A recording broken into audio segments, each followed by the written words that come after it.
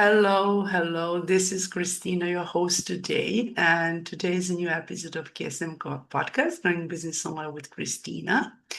And my dear audience, I'm so excited today to have my special guest speaker, far away from US, Lady Christen Bryce. Christen, welcome to the show, to the KSM podcast today. Hi, Christina. So excited to be here. Thank you for inviting me on. Yes, I'm from New York, but upstate New York, not the city. It's very country here, smaller town right outside of Albany, the capital. And I am a mental health nurse moving into the business coaching space and doing some other things such as writing books. And I'm hoping soon to do some speaking as well. Oh, that's nice. And Kristen, tell us a little bit, what is your background and what triggered you to start what you do now? So my the last 10 to 11 years I've been doing mental health nursing. Prior to that, I did a couple years of cardiac nursing just to get some medical experience under my belt before moving into what I really wanted to do. And back up even farther than that, I had gotten my master's in the credits were in marriage and family therapy, but I didn't do the clinical piece of it. So my is in human services with a concentration of marriage and family. So I always knew that I wanted to do something with mental health or psych. And basically just, I mean, I think I would say COVID was like the big turning point. Just the restrictions of where we could work and how we could work. That was kind of what really got my brain thinking about like outside of the box type of situations that I could get involved in. I ended up leaving the hospital and just doing some telehealth, doing some other things on the side. And that's when I really started looking into like getting my LLC. I started going to conferences and getting certifications for like advocacy and like actual like mental health nursing certification, just kind of like niching down a little bit. And from those conferences, I just really started kind of thinking about the ways that I could, do the same thing in terms of helping people get better from where they're at, but in a way where it's not that like revolving door of the hospital. I'm, being in like specifically the crisis unit, it's attached to the ER. So, we're seeing people at like the worst of the worst in sometimes in their whole life. Like they're at the door, sometimes coming in with police, being brought there by family because they're just like at their complete breaking point. And I started thinking, okay, well, I kind of want to get to people before that happens. Like, I want to give people a way to cope, and, therapy is amazing and medication is amazing if you need it, but the behavior modification, the like rational emotive therapy is a lot of like what I really like to use because it's like that reframing, having what I came up with as like this crisis plan that you have for yourself so that you're already prepared with how to handle life basically before you feel like you're having a mental breakdown. Thank you for sharing that.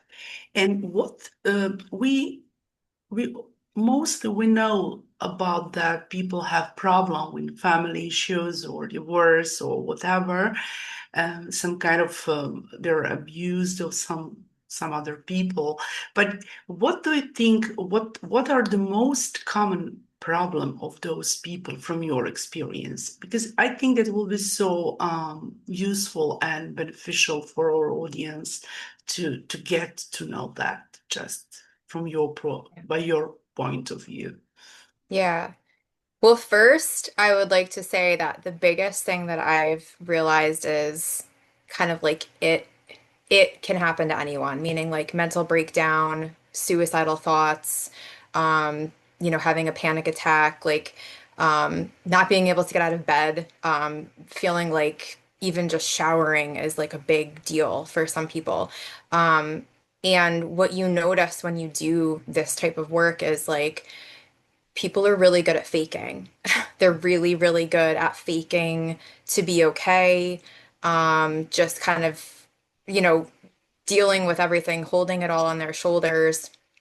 Um, I specifically this month too, it's Men's Health Month, so I specifically kind of hone in on that aspect of it during this month as well. Like, if you're just, even though society has changed so much, it's still like, the father feels, they have to carry the financial burden and they have to carry the family burden. And a lot of times with specifically with men, I see a lot of like the financial aspect of it. So if they feel like, their relationship isn't doing great, but then also their job, like if they lose their job, like that's oftentimes a breaking point I feel that I have noticed with men. I think in general, relationships, whether it's love relationships or family relationships, feeling like you're not worth enough, feeling like you're like a burden to the people around you because you're maybe, feeling like you're not doing what you need to do, or being successful enough. I find that's a big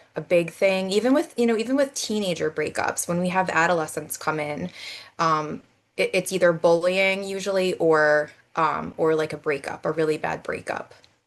Yeah, that's that. Yeah, and today, especially when people, and we, from your experience, for example, when you were working in corporate sector, as I mentioned, and I think that now as an entrepreneur, it's better for you when you have much more time to focus on your business and to help people one to one, working with them and help them more. I mean, Yeah. It opens up a lot of opportunity because, again, I'm not a therapist, I'm a nurse, so I'm really kind of doing like this in between thing with like I'm evaluating them in the hospital. But I can't diagnose, I can't prescribe. But the thing with coaching is like or even advocacy in general, like that part isn't needed. Like if I think that they need something farther than what I can offer, like I can still send them to a therapist or something. But the great thing with coaching, and advocacy is like you're teaching them like the life skills that they can use. And the plans are completely personalized to them. You're not having to follow this like triage assessment that you do in the hospital. You don't have to ask people about something that doesn't have anything to do with them. You can completely focus on what they need, by asking open-ended questions and kind of having them like lead it. I mean, they're the ones doing it. They're the ones making the change. And as we all know, like people have to want to change in order to change. So you don't feel like you're like, dragging someone out of bed or like making them take medication. And that's a lot of the things in the hospital is like you're making people do things that they might not want to do. yeah, and also when you work with them, you mostly talk to them, like to help them that way, to open their eyes and say what are their problems and how they can resolve it. Am I Right. am I correct in that? Am I in the right way Yes. in terms of your journey with your Yeah. with your clients? Yeah, it's absolutely right. I mean, they kind of set the bar of like, I'm huge on like, yes, long-term goals are great, but what's even better is like the short-term goal of like, what am I going to do by next week? What am I going to do by tomorrow? Even taking it like one day at a time. And like I had a couple clients that were like, they would start out saying like, okay, well, I want to get to do like 4 miles a day. And it's like, okay, but what are you doing right now? You're not walking at all. So you need to start doing half a mile and then maybe do that for a couple days and then go to 1 mile and do that for a couple days. And I feel like that type of thing works also for like people who want to like quit smoking. They're like at a pack a day, and it's like, okay, well, you can't just quit cold turkey. I mean, some people can, but most people can't. Most people need to wean themselves off. And, I'll see like the doctors in the hospital, they're like, oh, you have to stop smoking. And it's like, okay, well, you need to give them a little bit more like how to do this. So, I've even said to people, like, if you're trying to manage your anxiety, you might not want to also try to stop smoking at the same time. Like, let's try to kind of pick one thing to work on at a time. And if you are trying to do the no smoking, then okay, you're doing, 10 cigarettes a day, let's go down to 9. Then let's go down to 8. Then let's go down to 7. And that way it's like working its way out of your body as like a habit. And I think that's the biggest issue is people are trying to make too much or too many changes or too big of changes right out the gate instead of kind of like giving themselves some grace. And plus, giving them positive feedback is so huge, which I think a lot of times they don't necessarily get that. I mean, sometimes we can have time to do that with patients, but at the hospital, it can get so busy that you don't have time to just sit there and be like, you did a really, really good job today. Like, you didn't have any panic attacks all day. Like, that's a great job. And people need that. Like, people need the validation, and like the momentum to keep going. Yes, and when you mentioned that, you mentioned habits. So the ways that people need to change their habits, but if they adopted them, Mhm. accepted, they need time to overcome and accept new one. Because Right, as you mentioned, smoking or overweight or many other things what causes our health issues and right. problems. Yep, Yeah. absolutely. Yeah, that's and how do you work with people? How do you work offline, online also? And who are mostly your clients? Like, do you work only in US or just global? Have clients, if you work online, maybe you could have clients to the other countries. Yeah, so I can. That's kind of the other reason why I'm moving farther away from like the nursing space. So I can't really work under my nursing license unless I'm only working in New York. So because I'm only licensed in New York, so that's why I'm moving over into more of the coaching advocacy part of it, where I haven't taken, I shouldn't say I don't, I haven't taken anybody outside of the country. That doesn't mean I can't. Um, so far, I'm mostly just dealing with, I've done some one-on-one. I'm starting to get like a more like a hybrid model program together, which is going, I believe, I'm trying to decide if I'm going to launch it like with my book or possibly take a cohort before my book comes out, but I want the book to be part of it because it goes through like the crisis plan in that. But the hybrid would basically give them both the group community support where they would get the call with the other people going through that same thing, um, and then also a one-on-one call. And that specific program that I've been working on is an 8-week program, which, like I said, hasn't actually launched yet. But I think what I'm gonna do is have that 8 weeks and then like people that want to extend it can extend it for like another 4 weeks. Or if people want, they decide, oh, I don't like the group coaching part, I just want the one-on-one, then that's something I would do. However, I I very much feel like the group model is so helpful because they're going through their own thing, but like I said, that validation and that like feeling seen and feeling heard is so important. So just talking to me about it and having me guide them through like, yeah, that's great, but if you also see your peers making changes and going through things at the same time, I just find that to be so much more like inspiring. So that's my goal is to have like a mostly group model. And when you mention group model, I mean that your clients and your group has interaction, and they can also help each other. I mean, to Yeah. in that way. Just like Yeah. I don't know about that, but the core of your coaching, but I can just imagine that how it works because I know with my students for many years when we are in a group, it's small group, but I see that they have this is the other expertise about digital marketing and other, but I see that value how they interact, and this is the best way to learn to um, show up with that with new ideas and do Yeah. that project or whatever maybe. Yeah, that's this is so impactful. I mean, Mm. for your clients. Yeah. Yeah. And I think I find like just went to a conference recently for other like entrepreneurs of, of all different kinds of um industries, but I basically like I was an ambassador for the conference, so like we kind of did the behind the scenes stuff. We each had different jobs to do. I was at like the registration table.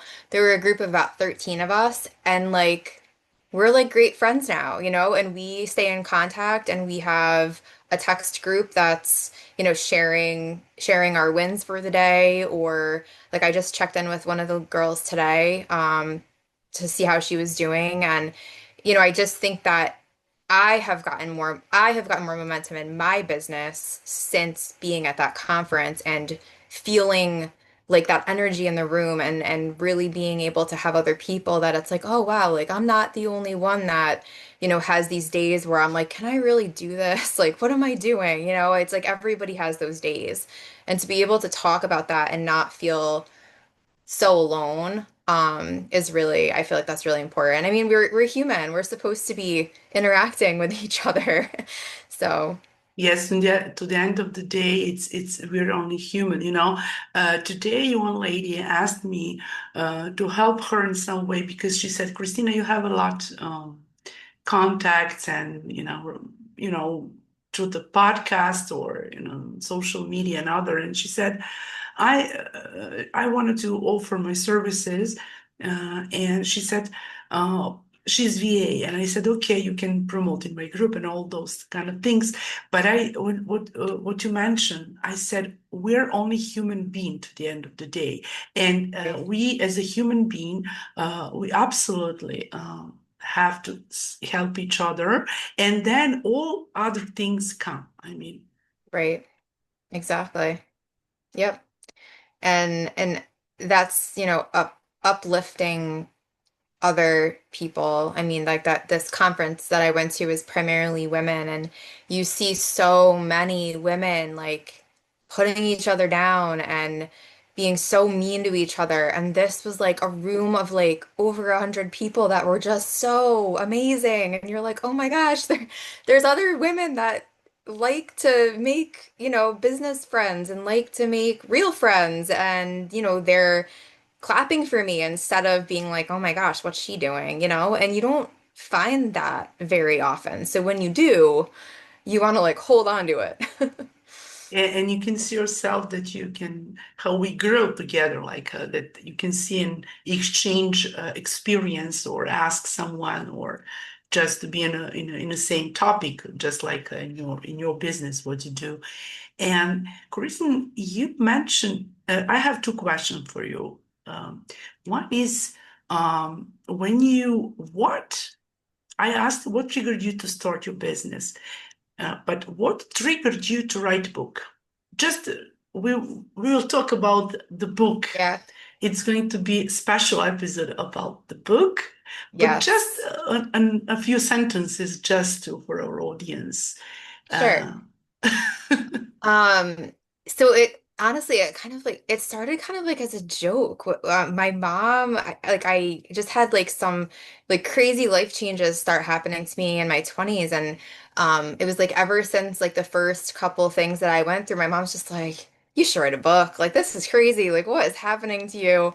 And I've always had a super strong faith, but as we all do, sometimes it kind of like waxes and wanes, and um. I got divorced, and like I just kind of struggled with some stuff after that.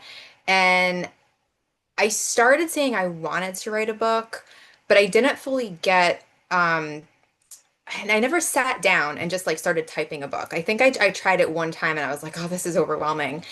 What honestly ended up happening was through some of the more difficult times, the last probably 3 years, I started just journaling, or like posting on Facebook. And it honestly kind of just like, I say like God helped me write it. Like he like tricked me into writing a book. Like all of a sudden I was kind of like, wait a minute, like I have enough content and material where I could make this into I say it's like a memoir meets a self-help book. So I use my program. I did go to a conference. They were specifically talking about book writing, and he was saying, you know, you really need to have like a program, like a plan or process. So I came up with the acronym crisis, which we'll talk about, you know, in the next one. But I took that crisis plan of like things I've been doing in my life to get through stuff, and then I coupled it with these journals and stories that I kind of had already written down. Um, so yeah, I mean, it kind of, I don't want to say it just happened, but like it was more like I kind of was like fighting it for so long, and I finally just started piecing it together. And how do you feel after writing the book? It's so good, so good. Like it's to have the actual like pre-sale started. Because I have like the last couple edits that I'm making, but it just really my business coach really pushed me. She's like, you just got to get out there, like get it out there because you're gonna keep moving the date and moving the date. Um, and so I did. I listened. She told me on Saturday to start the pre-sale, and I was like, okay, I'm gonna do this. But it just feels great. I think at this point I'm like, okay, it's you know, it's not nothing's perfect. It's not gonna be perfect.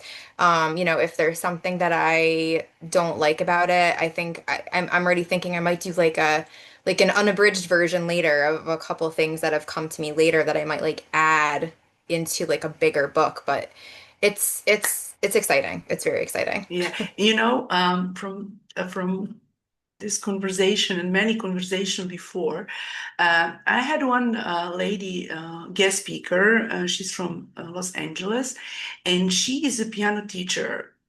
What do I wanted to share, just like to compare with, from female point of view as a mompreneur, as entrepreneur, as a business journey and all those kind of Yeah. things.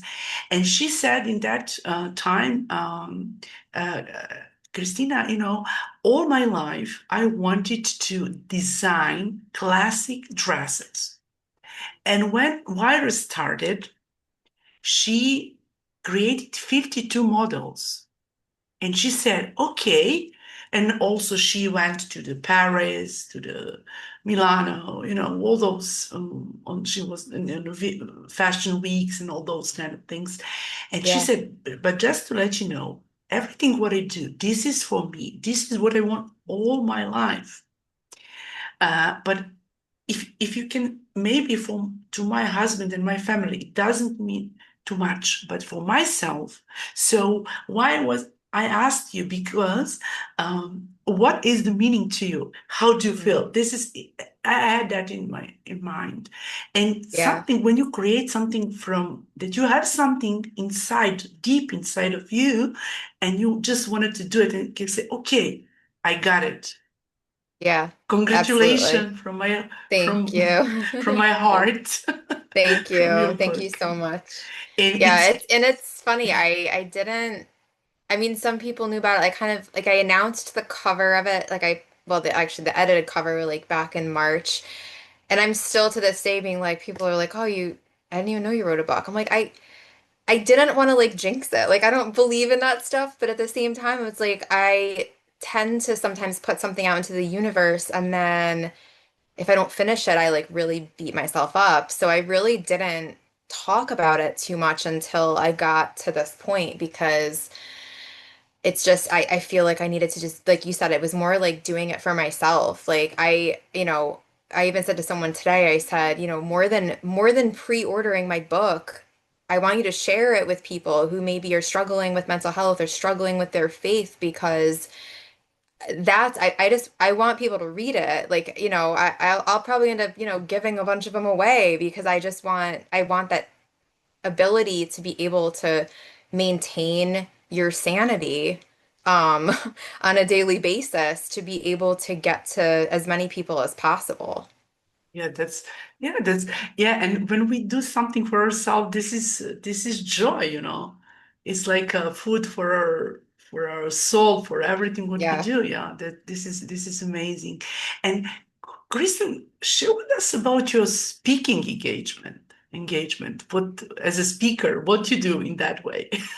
Yeah. So I haven't officially taken on any of my own speaking gigs, but I've been telling my business coach, um, I mean, probably for over a year at least. I don't know. She knows that I want to get into speaking, but that I've been like focusing on my book.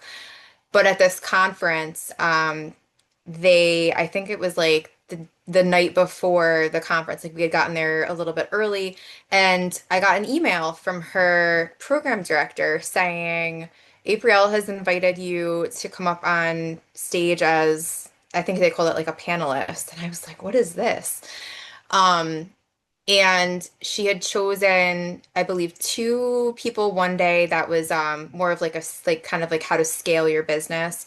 And then she chose me and two other women who were all kind of like she was like the whole point is because you guys are like you're persevering. Like, you kind of like fell away from a little while. You had these ideas, but you didn't necessarily implement right away, but you never gave up. You stuck with it. Because like I went back to the hospital for a bit and I just kind of was like, I don't know what I'm doing.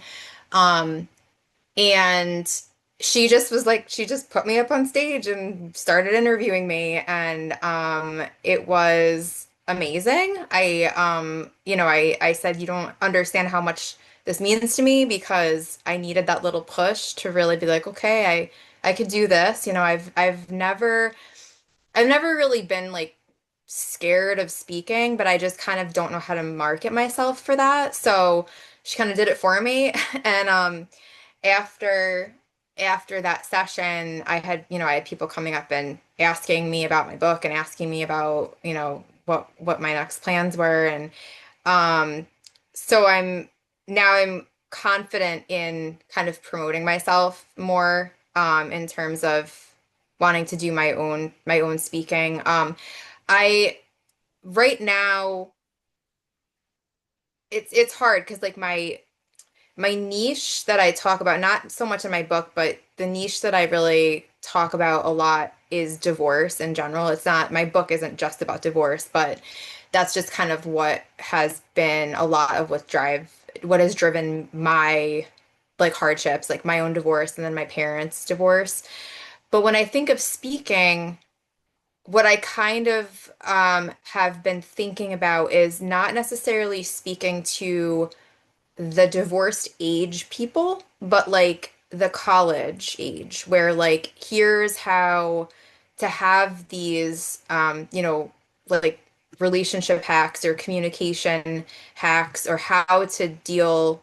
I mean, these are things that I feel like we should be learning in school, like how to have a relationship, but like how to have these things in place before you start dating to marry and how to set boundaries before you find yourself with the wrong person and how to keep your morals and values and not give in. So that's kind of where I think I'm heading is to pitch my idea to some of the local colleges and kind of start there.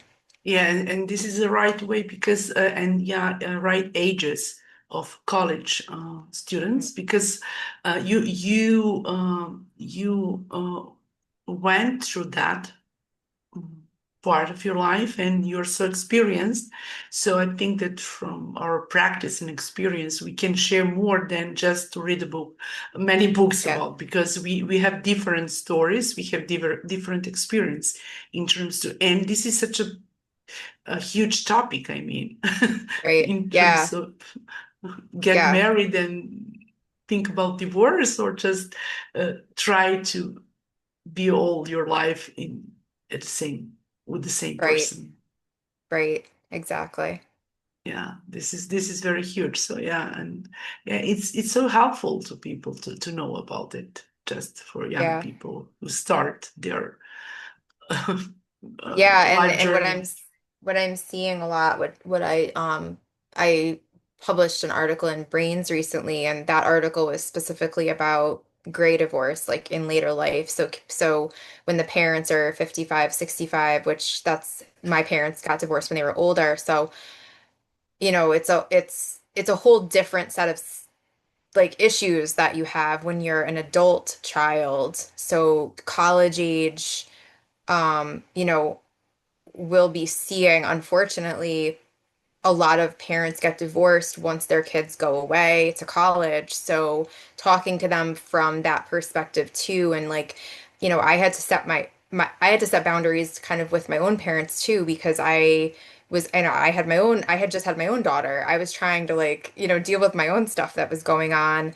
And sometimes when you're older, your parents talk to you like you're their friend, So it's like, that's my dad, though. You can't talk about my dad like that. That's my dad. And I think there's more and more college age students that are dealing with that. Like, their whole life, their parents have stayed together. And then all of a sudden, while they're at college, trying to have their own relationships, trying to figure out what is a good marriage, and then they see their parents split up and they're like, what just happened? So, And do you think that divorce is some kind of legacy of our parents in some way?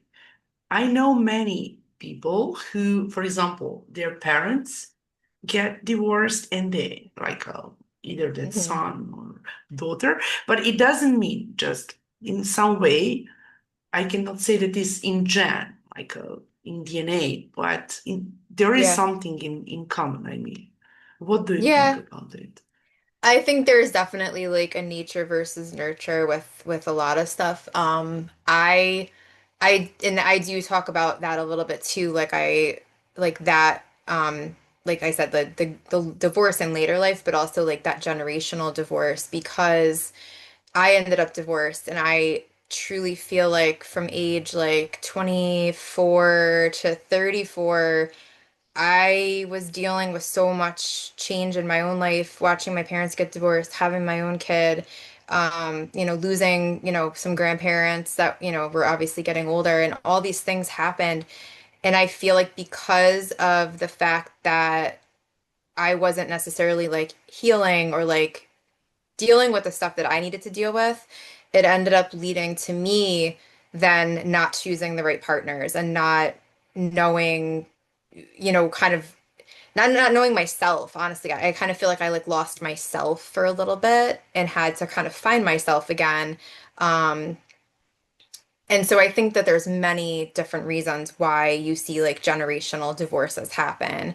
I think that some of it has to do with the parenting style, some of it has to do with stuff like mine, where it was just you didn't get to heal from one thing when the next thing was happening, or you just didn't grow up knowing what a good marriage was.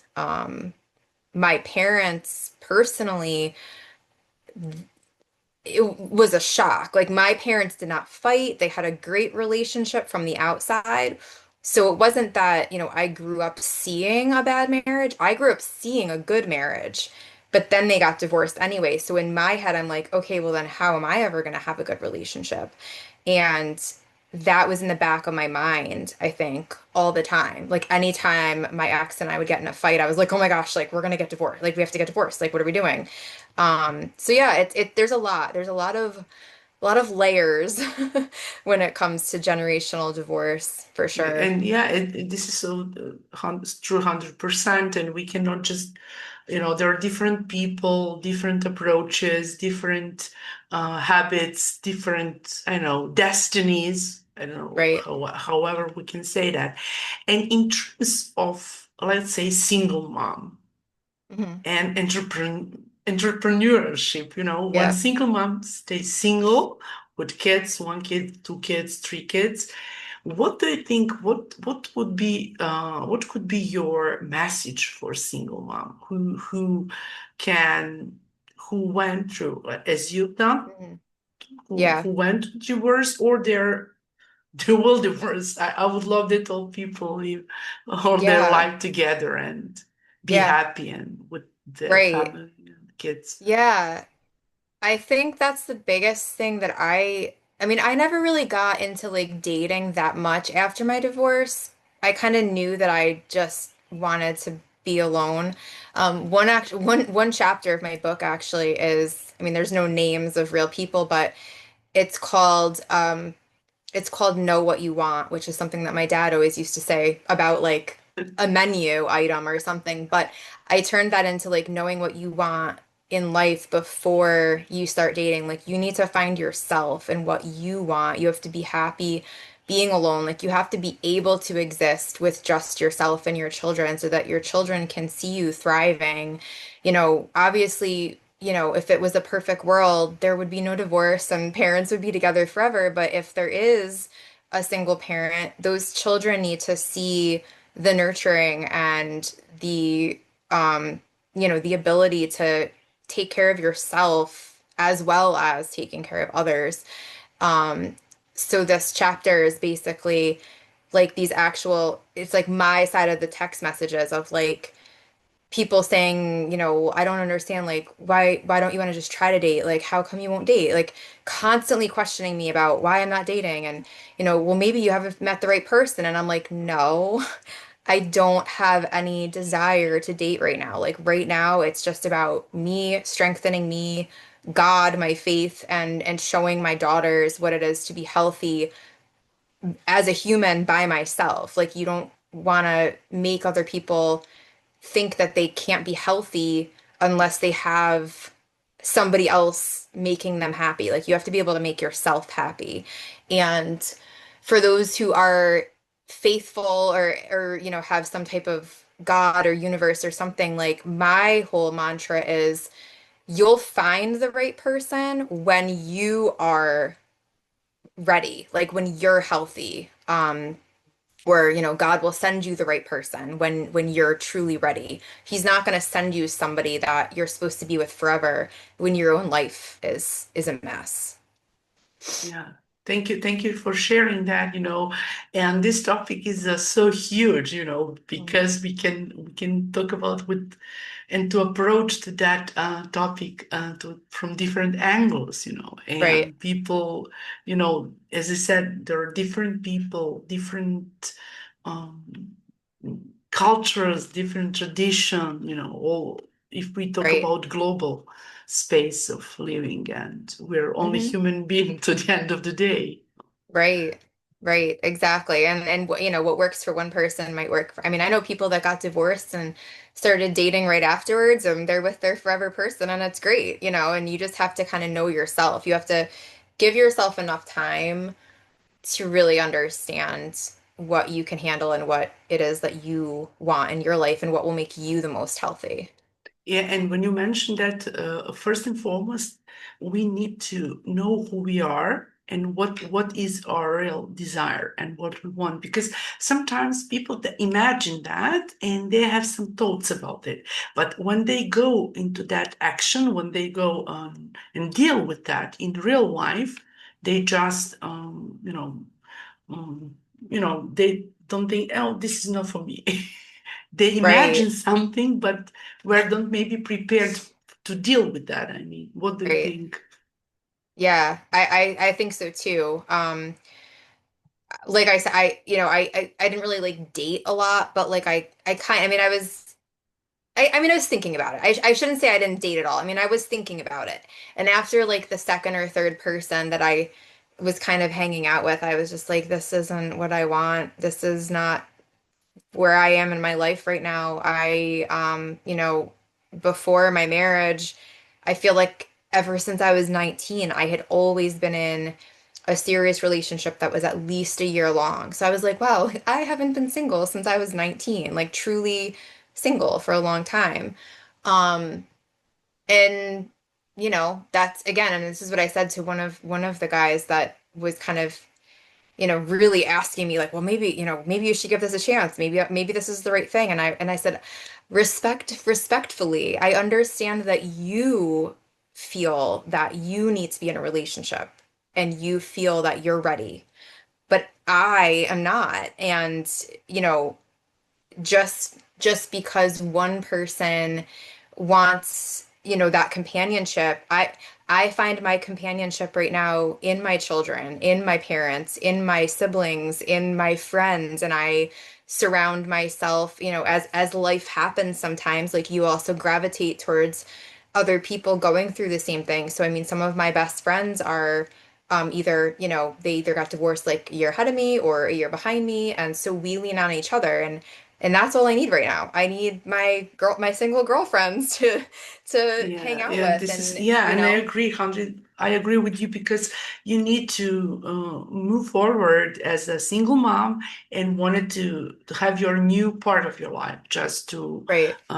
build your business, take care about your kids, and also there are many single mom similar to you. Like when they're Yeah, single, they are only one who need to take care about themselves and about their kids.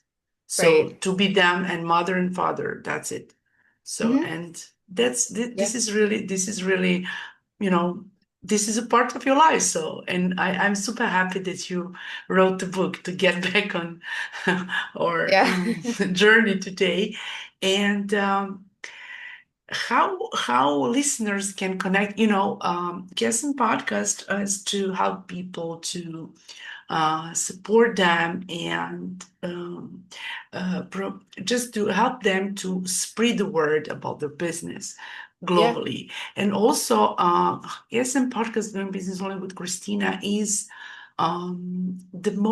it's about 43 or 45% listening in USA. It's Oh, wow. the biggest number. So for Wow. people who will listen this podcast, it's going to be audio on Spotify, on Apple, on Podcasts, and Fitspot, or it's about 20, more than 20 audio platforms, and also on Wow. YouTube channel. So how listeners can connect with you? Sure. So my main social media account right now is on Instagram.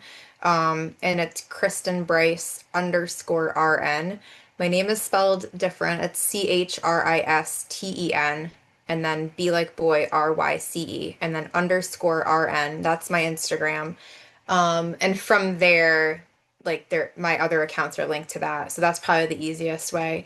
And then my website is thecrisisnurse.com. Those are probably the two easiest ways to get in touch with me. And do you have some kind of free consultation or like a freebie or some ebook or something like that that I can Yes. put a link below the video, below the episode, so people Yeah. can connect with you, listeners Yeah, also. yeah, I do. Yeah, I do free 30-minute consultations, and then I'm trying to link up my new website, but I do have things I can send you. I have like a PDF, which is basically the overview of what the crisis plan is. And then there's also like it's called an emotional healing assessment, which is just like a little quiz you can take to it's kind of like, how do you deal with things? Like, do you deal with things by shutting down? Do you deal with things by talking about them? And by having that, sometimes we know it subconsciously, but when we see it on paper, we're like, oh, okay, maybe I should make some changes and be a little bit better about reaching out to somebody when I need to. So those two things kind of go together, and I can give you the links to that stuff. Thank you for sharing that, and also we'll put all those links. So before we ramp up our show today.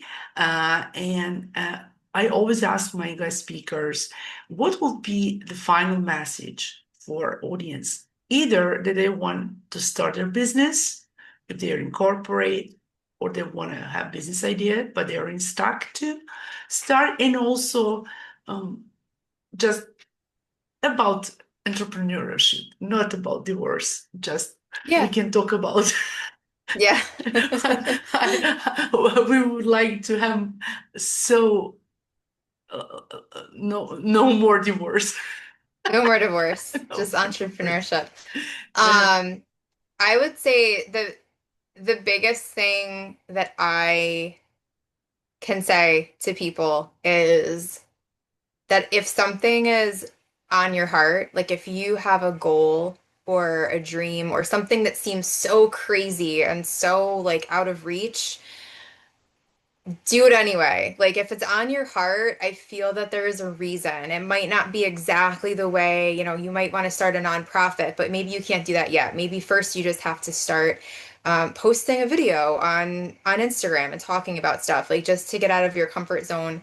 And I know we hear this all the time. I feel like it's like, oh my gosh, she's telling me to get out of my comfort zone and do things that I shouldn't, that I don't feel like doing. But it really is the truth. Like the littlest changes that you can make. Like I said, start small. Don't worry about the long-term goal. Don't worry about having 5,000 followers even. Just work on five. First you get five, then you get 10, then you get 15. Just do what you love because when you do what you love and you persevere, eventually something will click. Like something will click, you'll get some clarity.